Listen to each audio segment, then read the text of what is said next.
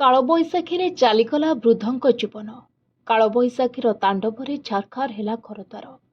କନ୍ଧମାଳ ଜିଲ୍ଲା ତୁମୁଡ଼ିବନ୍ଧ ବ୍ଲକ କୁତମଗଡ଼ରେ ଗତକାଲି ପବନ ବର୍ଷା ହୋଇଥିବା ବେଳେ ଅଞ୍ଚଳରେ ଲୋକଙ୍କ ଘରର ଝିକର ଆଜବେଷ୍ଟ ଟିଣ ପବନରେ ଉଡ଼ି ଯାଇଥିବା ବେଳେ କୁତମଗଡ଼ ଗ୍ରାମସ୍ଥିତ ସିନ୍ଦୁର ପଡ଼ିର ଜଣେ ବୃଦ୍ଧଙ୍କ ଉପରେ ନିଜ ଘରର ଆଜବେଷ୍ଟ ପଡ଼ି ମୁଣ୍ଡରେ ଆଘାତ ହୋଇଥିବାରୁ ମୃତ୍ୟୁ ହୋଇଥିବା ଜଣାପଡ଼ିଛି।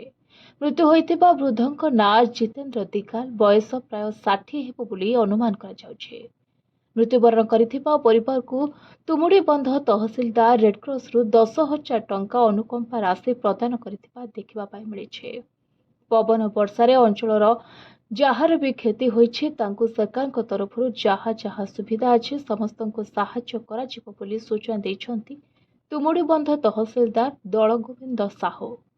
ଅପରପକ୍ଷେ ମୃତ୍ୟୁ ହୋଇଥିବା ପରିବାର ଦୁଃଖରେ ଭାଙ୍ଗି ପଡ଼ିଥିବା ବେଳେ ଅଞ୍ଚଳରେ ଏକ ଶୋକର ଛାୟା ଦେଖିବା ପାଇଁ ମିଳିଛି। କନ୍ଧମାଳ ଜିଲ୍ଲା ବାଲିଗୁଡ଼ା ଉପଖଣ୍ଡରୁ ରୋହନ କୁମାର ନନ୍ଦଙ୍କ report, voice of Odisha live.